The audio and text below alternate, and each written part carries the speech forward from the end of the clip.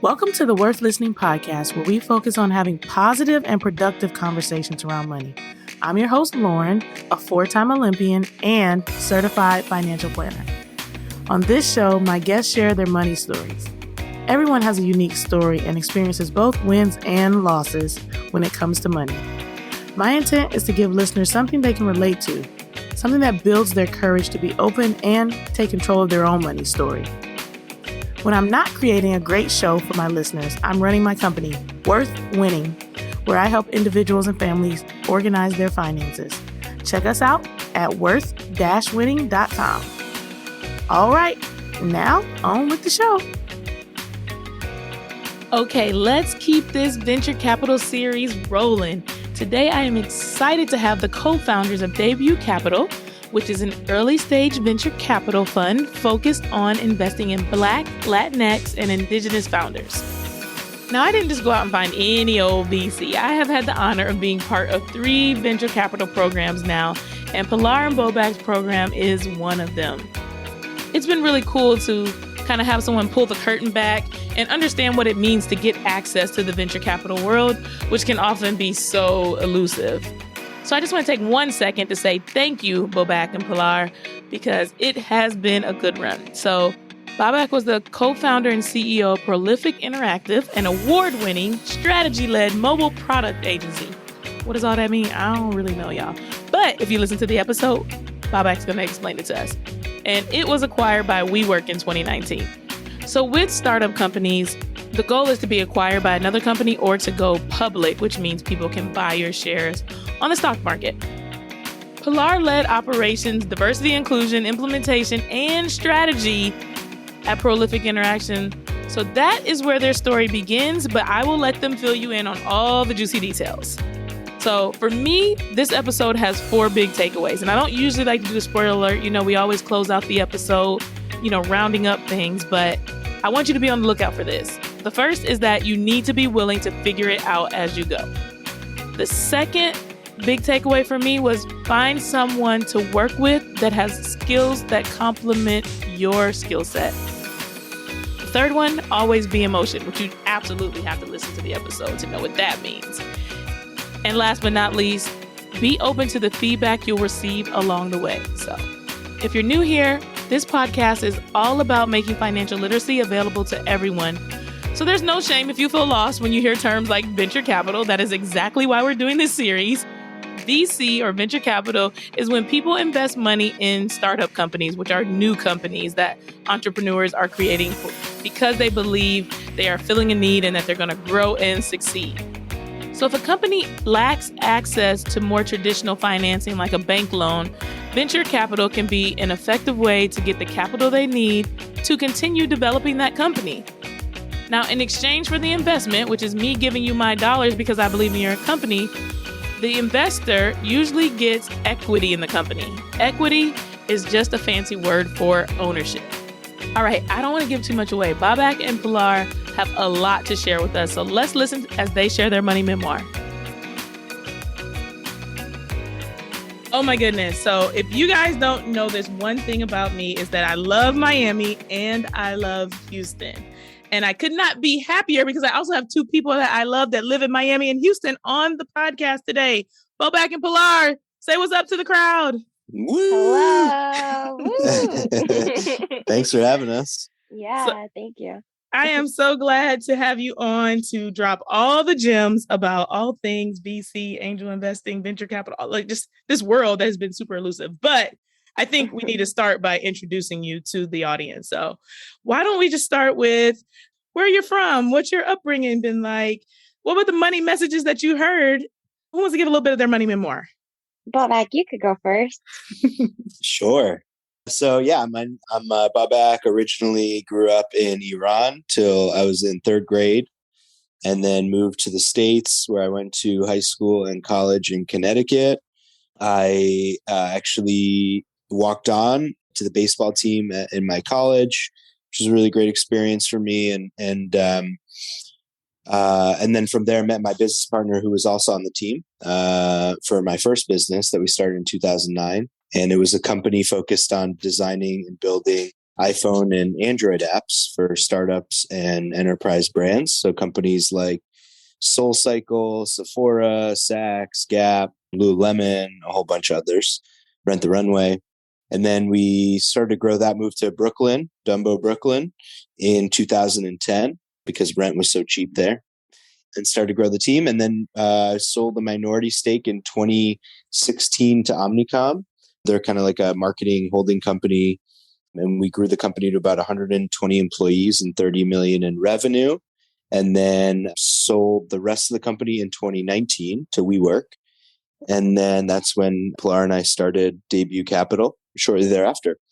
And yeah, I think money, I mean, just as a high level, money growing up and the conversation around it and being able to reflect on that now, it was, I think in the Iranian culture, entrepreneurship is very much embedded in it. And so we actually didn't talk about money that much, but I do remember distinctly that my uncles would make fun of you if you had a job and you weren't your own boss. So I remember that was like, a motivating factor is that like, oh, you don't want to get made fun of. So wait, is this like back in Iran? Because you said you lived there until like third grade. So you remember those kind of memories from your time growing up and like what money was like in Iran as like you need to be an entrepreneur? Yeah, I don't think people said you need to be an entrepreneur. It was just kind of like, it was like everybody was like, my uncle owns a pharmacy or my cousin owns a dentist practice. Everybody kind of has their own, another one owns like a amusement park kind of thing. And like everybody has their own thing going on. So I think it was just embedded. And then in the joke, like, you always sit around like family time telling jokes.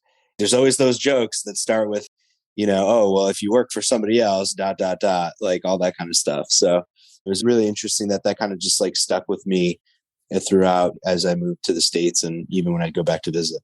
So what prompted the move to the States? My family originally had moved here because of the Iran-Iraq war. They lived here and I was actually born here. And then when I was, I think 6 months old, we moved to Iran and they just missed their family. So they went back to Iran and then were there for a little while and just realized that like the opportunities weren't as prosperous as they were here for myself and my sister and for themselves as well. So I think that was kind of, they tried to make it work and then ultimately decided to come back to the States. Interesting. So those adolescent years where stuff starts to get real, we're in America. So you have a good little like diverse upbringing. Yeah. Pilar, tell us a little bit about you. Yeah, a very different upbringing from Bobak. So I am born and raised in Houston, H-Town, on the north side of Houston. Graduated high school, went to University of Texas in Austin, where I studied film. And then shortly after graduating from UT, I bought a one-way ticket and moved to New York.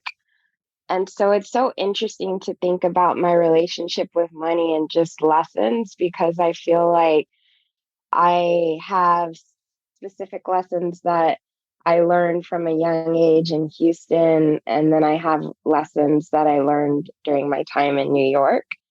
I think growing up in a low-income neighborhood, I was raised by my mom and my grandma. My lesson with money is we don't have much of it, so what are you going to do to get it? And so I think from a pretty young age, my goal was just always to traditional like route of what they kind of like shove down your throat when you're in a public school is like you go to high school, you need to go to college, graduate, and then you need to like find some 9 to 5. And so the world of entrepreneurship just was not something that I ever really explored or was taught about, let alone like the world of venture capital wouldn't come till way later. My relationship with money was getting by and making ends meet is kind of what I grew up around. Debt was a very common thing that I saw, not just within my family, but within my friends' families as well. A lot of hardship. It just was not easy.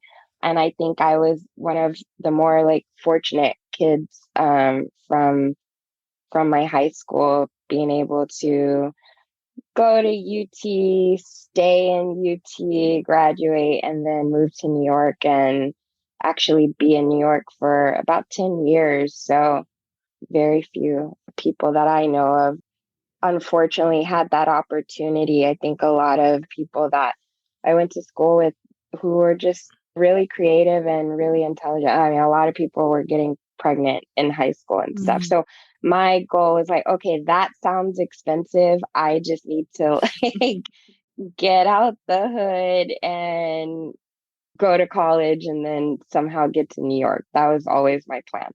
So what was the kind of pathway? You mentioned like there was like the narrative of you go to high school, you go to college, you get a job sort of deal. Yeah. And that was something that was ingrained.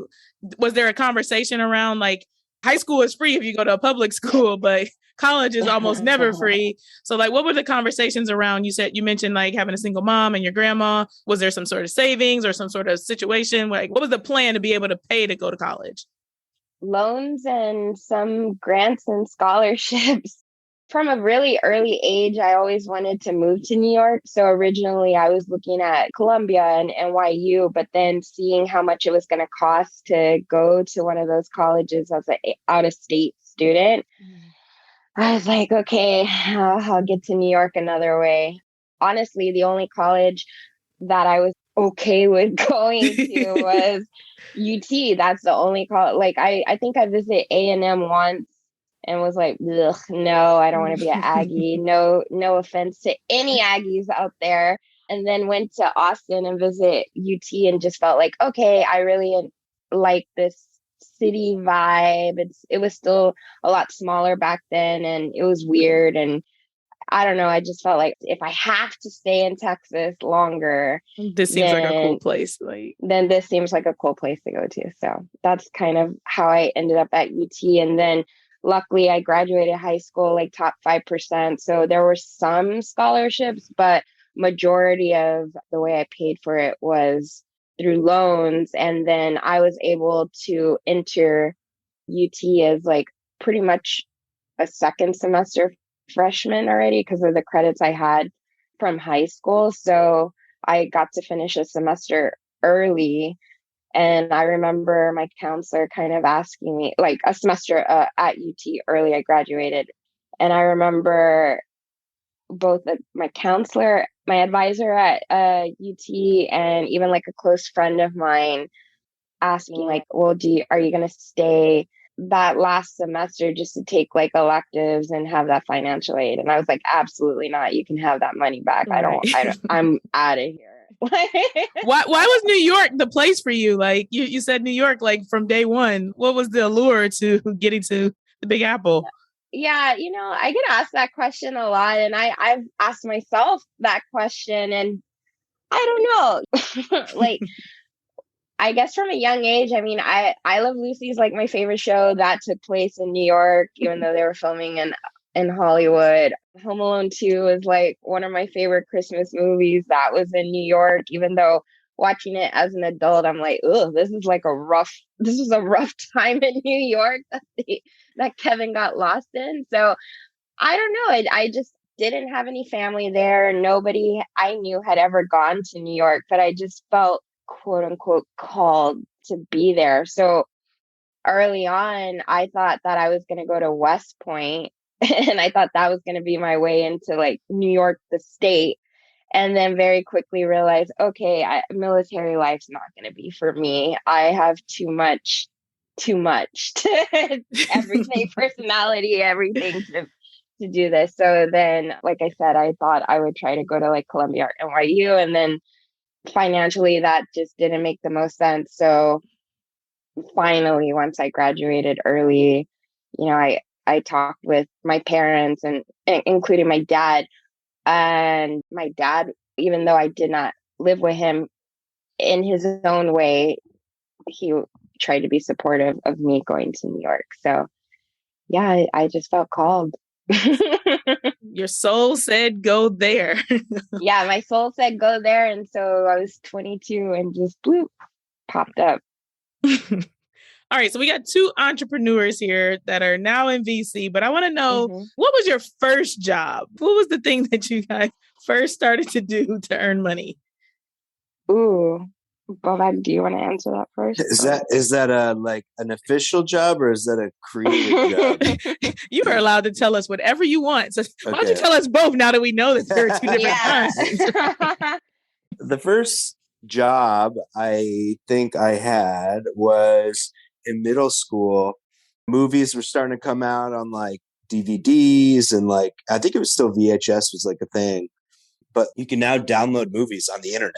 And so my friend and I were like, well, what if we just like recorded them onto VHS and then like rented them to people? And so we started a movie renting business out of our lockers in middle school. We were cranking. Like I tell you, everybody was trying to figure out if they could get their hands on the Titanic and like Gangs of New York and like all these movies that were coming out. They were still in the movie theaters, and their parents were asking the kids like, "Hey, can you go and rent this movie for us?"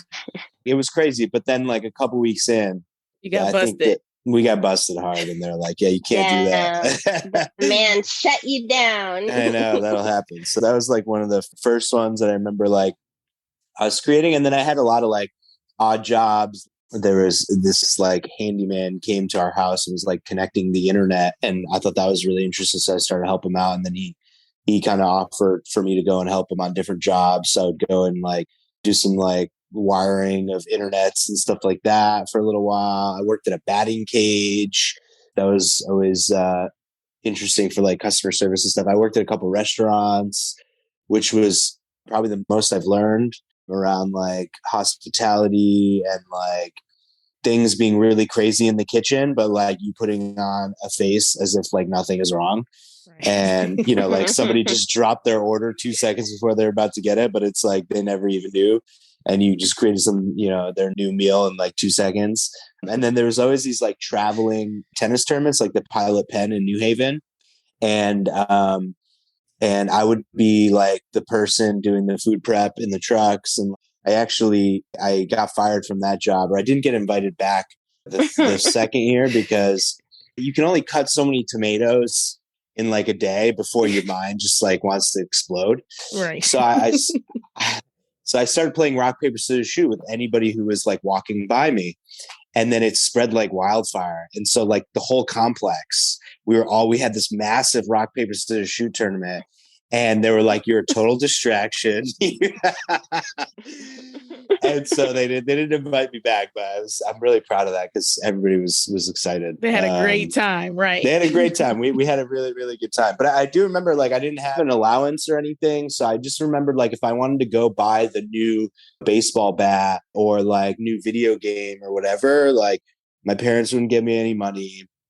I was on my own to like figure out how to stack some cash to be able to get that stuff. Fair enough. That's a hard act to follow.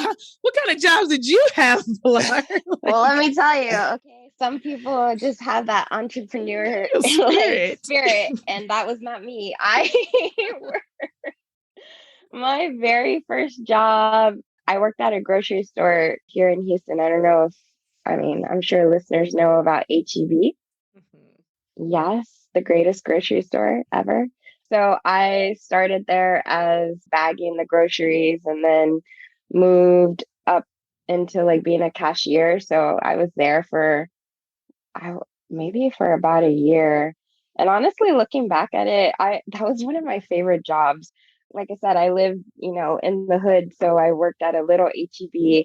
And what I learned as a cashier is just like being able to figure out fake checks and what to do if someone's just going off with groceries and just different personalities. But I always really enjoyed it, meeting with different people and just trying to make their experience as nice as possible as a cashier. And the people that I worked with were a lot of fun. A lot of us were pretty young. And so we usually went to like the same high school and stuff.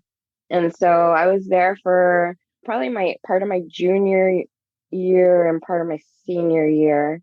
Let's see, in college, I worked at the Harry Ransom Center in Austin, which is like a archivist kind of role, but I was filing different film stills of different actors and stuff. So that was really interesting.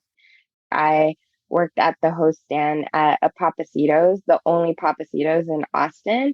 And so when Bobak says you learn how to like keep your composure and you're dealing with a lot of personalities and juggling a lot at once, that was fun too. I never could be a server though, because I just could not pick up the tray. And so I was at the host stand, and then one of the managers pulled me aside and asked me, did I want to work in the back as well, sometimes on like admin opportunity. That was kind of my introduction into like operations and admin stuff. And then I got to New York, and my first job in New York, because I went to New York without having a job lined up, of course. Right. You just bought this one-way ticket. Yeah, as one does. So then I got there and I was like, oh shit, I had a little bit of savings. My dad gave me like $1,000 and was like, good luck. And I thought at that time, like, wow, this is going to last me so long. And then I get to New York and I'm like, oh, New York's expensive as shit. So that didn't last long. So my first job at in New York was at the Hilton and the timeshare floor. And I think that was also a new introduction into just a different level of personality, because I hadn't been around aggressive salespeople like this before. And I mean, in the timeshare space, like some of those sales people make up to 500K plus a year. Wow.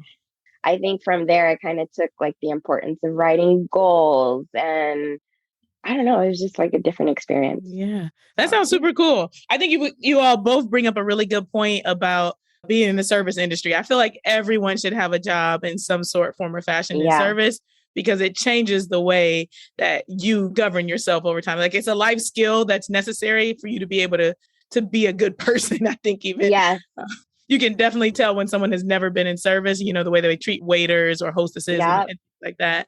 It is a important job for us all to have. Okay. So we learned about your first jobs and kind of like the different paths here. Bring us up to speed. This is current thing that you all are doing. Bobak, you gave us the fast 2-minute version of baseball, found your business partner, started a company, right?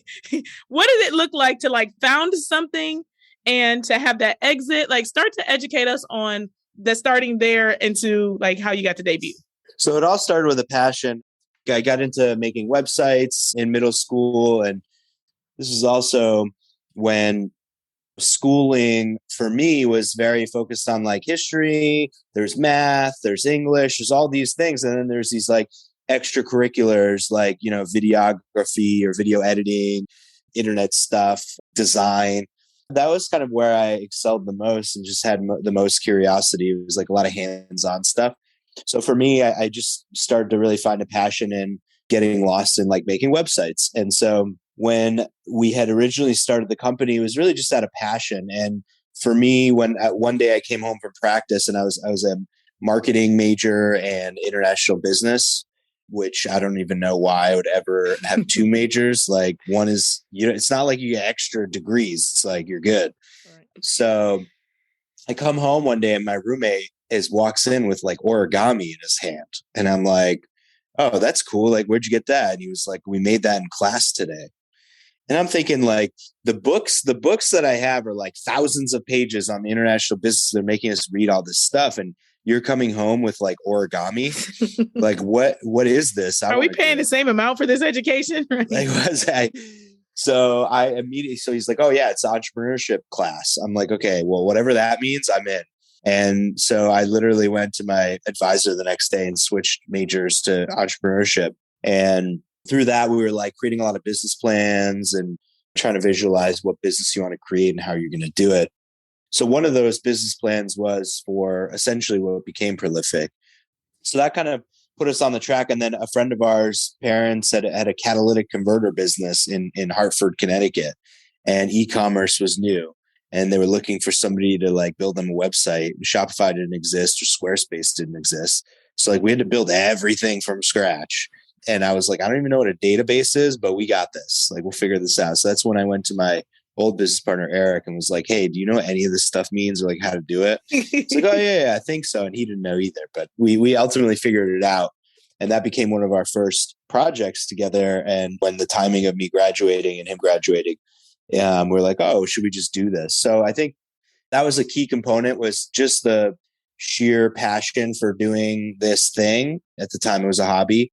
And then little by little, as we kind of grew and just wanted to get better at the craft, I think that's when opportunities really started to open up. And so when we moved to New York, that was one of our first big moves, because we thought it would be a lot easier to get business and there was more business to be had there. And then at that time, the iPhone just came out. Somebody asked us to build an iPhone app. We're like, yeah, sure, we'll figure it out. We've never done it before. And we did that. And all of a sudden we're like, wow, this is really cool. Like the feeling of having an app on your phone, and we were the ones who created it. And so we started to say no to projects that weren't iPhone apps. That was a big step for us. And that was counterintuitive, because you're saying no to money. You know, there's like money, you can bring in money by doing more websites. But actually what I learned in that moment was the more focused you are on the offering is what people are going to know you for. And so the more specialized you are, the easier the sale will be. So as soon as we just said, no, we only do iPhone and Android apps, all of a sudden it was like, oh, you're iPhone and Android experts, because we've done so many. And at that time, it was brand new. Just because I was 23 years old didn't mean I was inexperienced. I was just as experienced as somebody who could have been 45 years old, because the iPhone just came out. Right. It's all made up. It's all made up. Yeah. Happening. So that was a big advantage. And then that was kind of the beginning of when we started to hire employees, and then we had payroll. And this was kind of, we were paycheck to paycheck from day one to the last day we sold. And our first employee, their salary was $24,000. And the highest payroll went up to $3 million a month by the day we ended up selling. So it was like this wide range and this slow growth. I mean, it was over 10 years. So we're really chipping away. But through that, you have to manage cash flow. And the first time we had to borrow money or ask friends and family, like, hey, I have to pay my staff. Didn't either charge enough for the work we did, or like the money hasn't come in yet. And I don't know what to do. That was the first moment where I felt like a big failure, because I had to borrow money. So at this point, you think you're like, you're messing up, or you suck at business. And it was really interesting, but because nobody really educated me or taught me that, like, line of credit or debt is actually a tool. It's used to help fuel growth. And it wasn't until we had paid back all of our debt over the years. And at that time, we borrowed like $5,000 to make payroll. And I'm fast forwarding very quickly. But by the end of our run, a 10-year run, maybe a couple months before we had sold, we had a line of credit. We had borrowed up to $2 million we owed because we had to make payroll. And the checks hadn't come in yet. You know, they take 30 to 90 days to come in with big companies. So now I'm sitting there like, I owe somebody $2 million. Like, what is wrong with me? And you walk into the office, it's like no worry in the world. You know, everybody's having a great time. Yo, what's up? Hey. Plenty of cereal. The coffee is brewing. Like, there is not a worry in the world. Yeah, that was me. Like, yay, prolific. Yeah, and I'm out here sweating because I owe somebody $2 million. But then what I realized when I paid it back, because the checks came in, was like I needed that money to grow.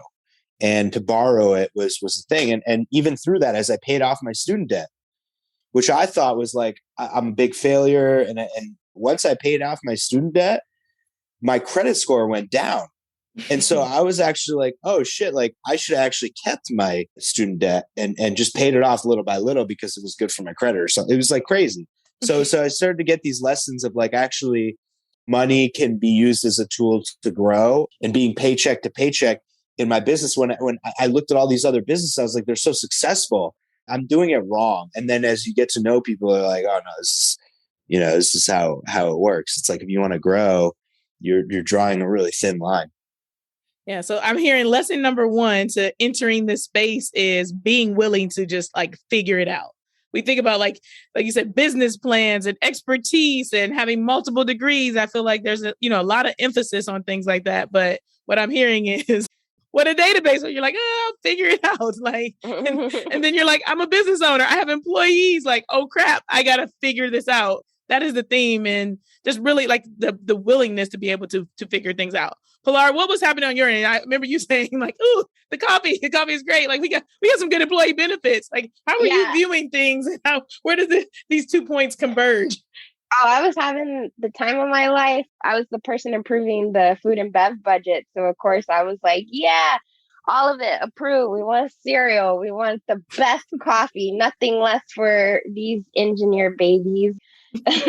So I was on the people operations and team and culture, hiring, diversity.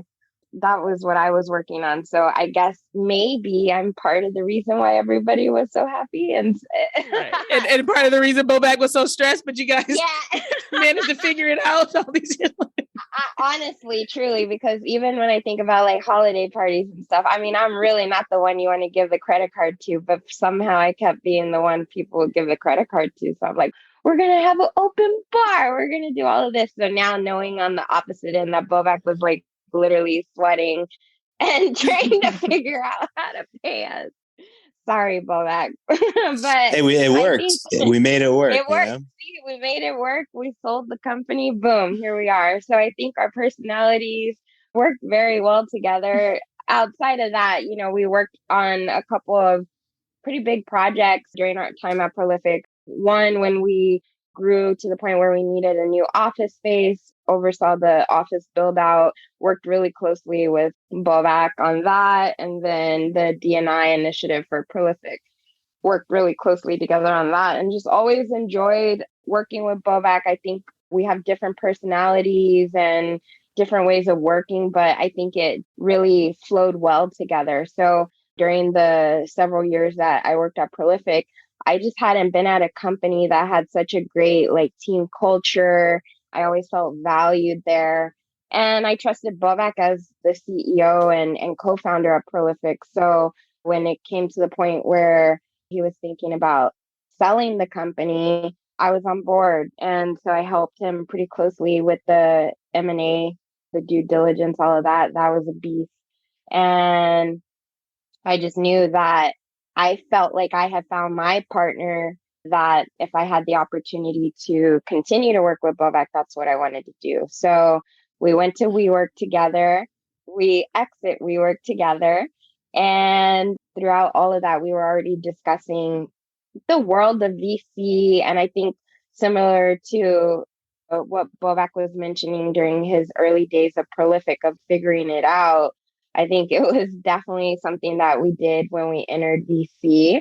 Bobak had experience within angel investing, but VC is just a whole different game in a way. So it was definitely like learning as we went, and here we are now preparing for our second fund, and I'm excited about it. We raised capital together. We invested together with our personal capital. We raised the first prototype fund together, got LPs to believe in Debut, founders to believe in Debut, grew a brand, and we're still growing. And when I sit and think about what we've been able to accomplish in just a couple of years and what I believe we're going to be able to accomplish in the next few years, I'm really excited. Yeah, I think it is super, super dope, all that you all have been able to accomplish. So lesson number 2 that I'm hearing here is find someone that has a complementary skill set to your own skill set. And that's how you guys were able, like you said, you went from being a founder to running a company, or running a VC, if you will, is you found someone that worked well with you, not just in this one space, but also in other spaces, and you all have been able to build together. So you threw out a bunch of terms as you were talking just now. You said due diligence, you said M&A, so you said exit, you're on your second round. All right, so let's run back a little bit, and one of you could break down. I guess we'll go back because, like you said, you were a founder and then you had an exit. So tell people like the exit, acquired versus IPO, because that's another thing that's brought up frequently. So if you're a listener, you've not heard these terms before, like what happened? You exited what? There's a couple ways to make money. to kind of bring it back to when we think about like starting a company or being a part of a company. One is a salary. So that's a consistent monthly payment to whether it's founders, like a founder gets a salary, employees get salaries. Sometimes at the beginning of companies, most likely, you hit the right time, the right message, and the right offering, you can take money out of the business pretty immediately, but it's rare. So sometimes founders at the beginning don't get paid, really. Maybe they'll have the business like pay their expenses and stuff. And so that makes them able to live. And then another way to make money is like profit, pulling money out at the end of the year or end of the month based on the money left over from the business that you're running. And then if you are growing the business, which like I was saying before, it takes a lot of money to invest into the business. Like for us, we had to hire a lot of people. So we had to pay them before we got paid. But then once they were on board and they did the projects, then people were like, oh, wow, you're doing really good work. I want to hire you. So if we hadn't done that work, they wouldn't have hired us. So we need to hire the people first. And so you have to invest before you bring in that money. That takes a lot of capital. So for us, the strategy was if we can build this company up in value to other companies that might need to do what we're doing, they'll pay us to buy the company and buy us out. And so an exit is really when you sell all the shares in the company or even a portion of the shares. So you could sell 25% of the business or 40% of the business. It still can be considered an exit if you are putting money as a business owner in your pocket. And that's kind of the first way I learned how to invest really is running our business was that. So that's one version of an exit. Another exit is an IPO, which is going public or being listed on the stock market. And so if you build the business to a big enough scale, it's almost like you're the one now that wants to acquire companies and buy them to expand and grow. And usually you can then get listed on the public stock exchange, which then anybody can buy it and sell your stock. And your stock that you own, let's say Lauren owns 30% of the company when they IPO or go public. Now you have 30% of the total shares, and you can choose to sell however many of those shares you want at whatever the listed price is. That's how you can get paid, is like essentially selling your shares in the public market. So there's a couple different ways that entrepreneurs or founders make money through businesses. Okay, so exiting is getting paid. In summary. That's the summary. So Pilar, you talked about like kind of growing up in a lower income neighborhood. Bobak, you didn't really say like one way or the other, like what the upbringing you had, but you said you talked about bootstrapping and like I said, being able to pay the employees and having to take debt to be able to do that. Can you talk a little bit about your personal finances pre-exit versus what happened kind of overnight? You now had this exit money and how you were planning to govern yourself accordingly related to that. One of the things is this perception of like making ends meet for me. I just distinctly remember like when we first sold the minority stake, we sold about a third of the business. I was like, I want to make sure I can pay rent. Like, I don't want to have to worry about paying rent. And I didn't know what that meant, but it was a burden on my shoulders, like, and my bills. But I was still paying them. That's what the thing that I didn't realize. And what was interesting is after that first time, I never thought about paying rent or my bills. And it just created more space to think about other things. That was kind of the first time I started to get desensitized to money, which I think is an important part of managing it instead of it managing you. Mm. So now it's kind of like, oh, this is how I'm going to use you. I'm going to use you. You're going to make me money in these ways, and I'm going to deploy you in those ways. And this is how you're going to behave in these different ways that I want you to behave. So it started to kind of put me on that path where I could think about those things, whereas before I was just trying to chase it and get it so I could pay the bills, if that makes sense. No, yeah, that makes complete sense. And I think it's a good way. I love the way you talked about like this idea of the worry. And I think we sometimes don't really put enough weight on the cost of worrying. Like you said, whether you're doing it or not is not the thing, but the pressure that you're feeling because you're worrying is a thing in and of itself. So, and the reality was actually, I could have just held on to my equity. So I could have not sold. I still would have paid my bills. I would have not missed any rent payments. And I would have been able to make more money later on I would have owned more of the company.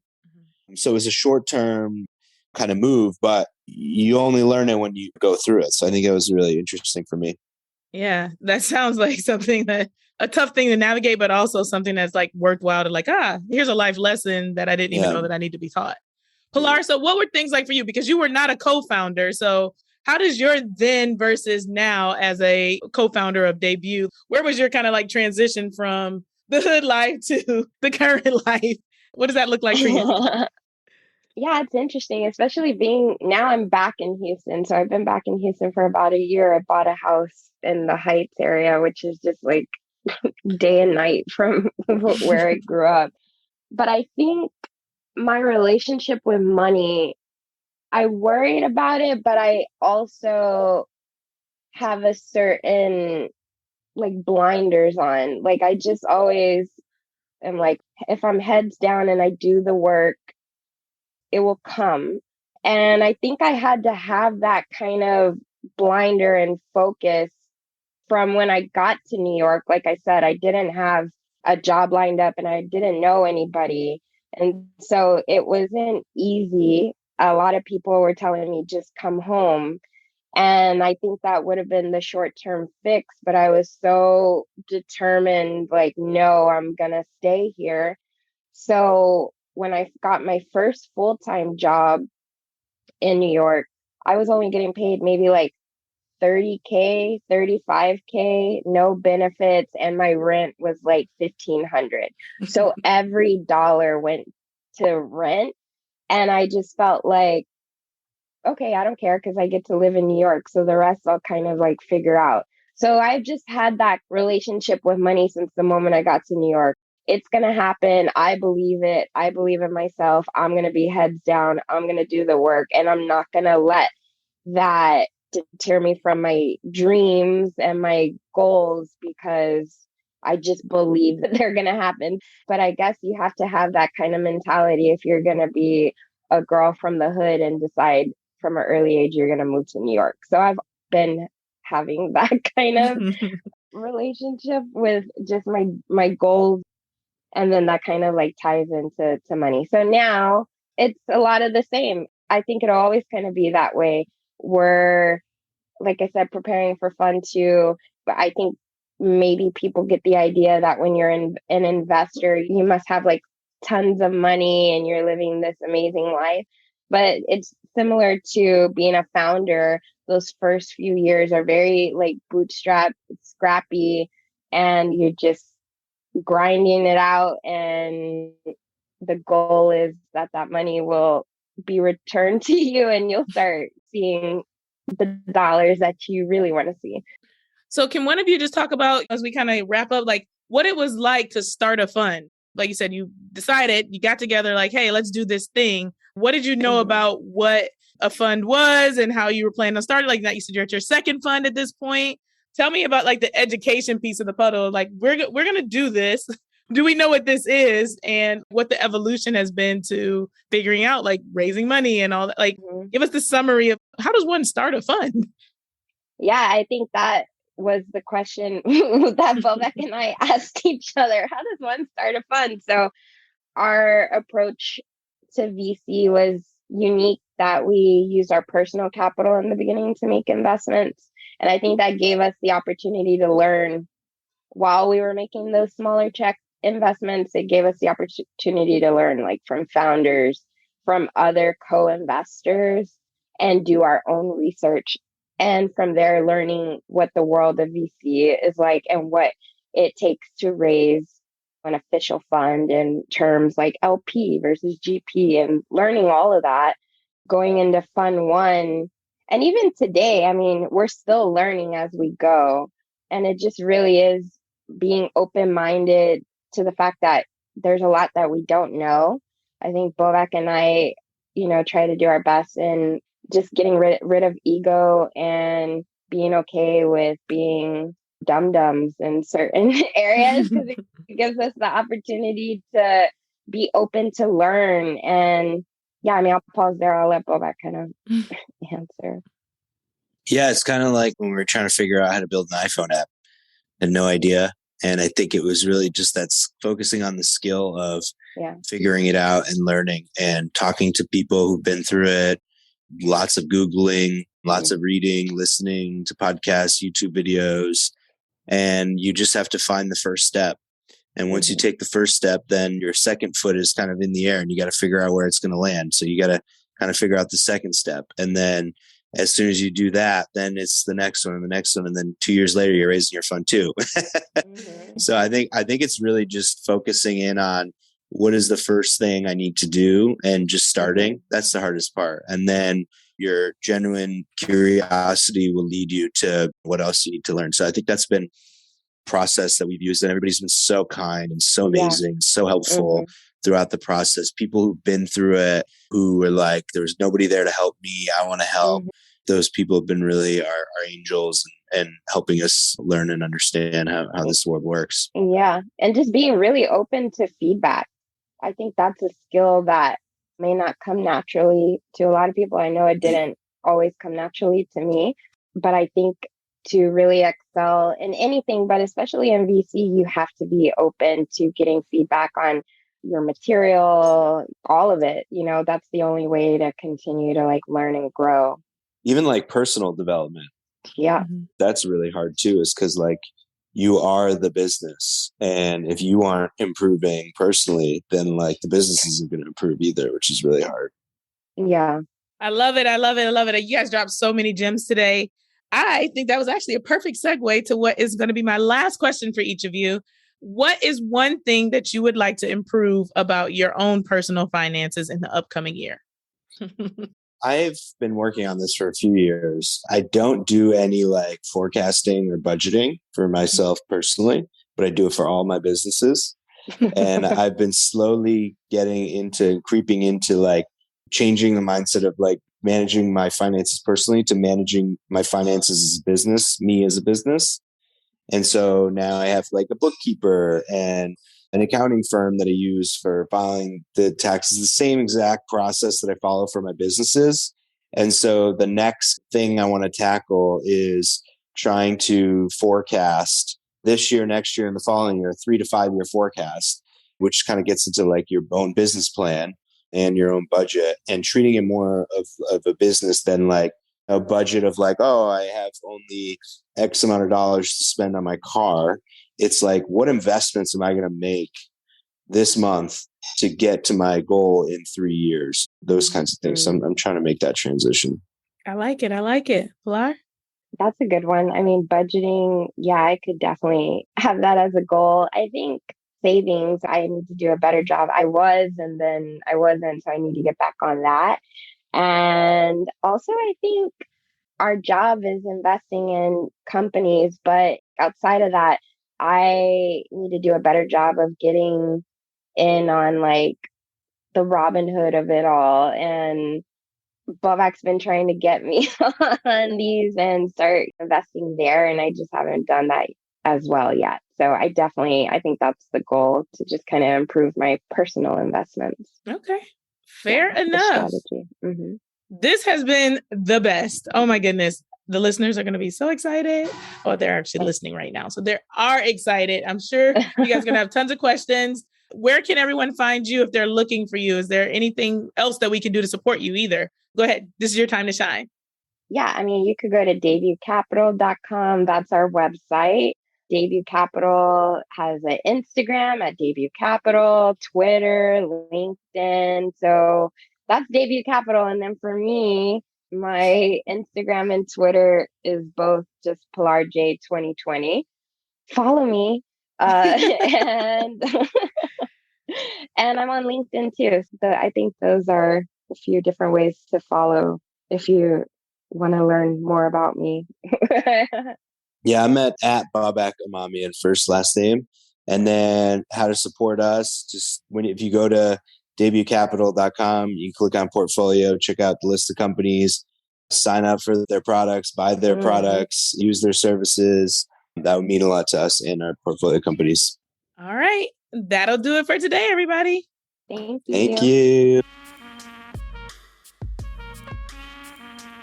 I hope you enjoyed listening to Pilar and Bobak share their money memoirs today. While there's no clear path in venture capital, there's also no real barrier to entry except for the one that makes us feel uncomfortable because we don't know what VC is. My advice, get curious about the path and start finding small steps you can take to move forward. Bobak mentioned he worried about money when he was running his first company, which was really successful. For me, this drove home the point that even though you're paying your bills, you may still be worried about your finances. It's not only a problem that people have when they don't have any money or they're mismanaging their funds. Worry takes up space, and it generally comes from being disorganized. So if you're a young money maker with a lot of negative money emotions, one of them being worry, it could be that you just need some clarity around your finances to help you be at ease. Sometimes it's an earning problem, sometimes it's an emotional problem. Thank you for tuning in today. We hope you found this episode worth listening to. If you have financial questions, suggestions for guests, or would like to share your own money memoir, please contact us through our website, worth-listening.com.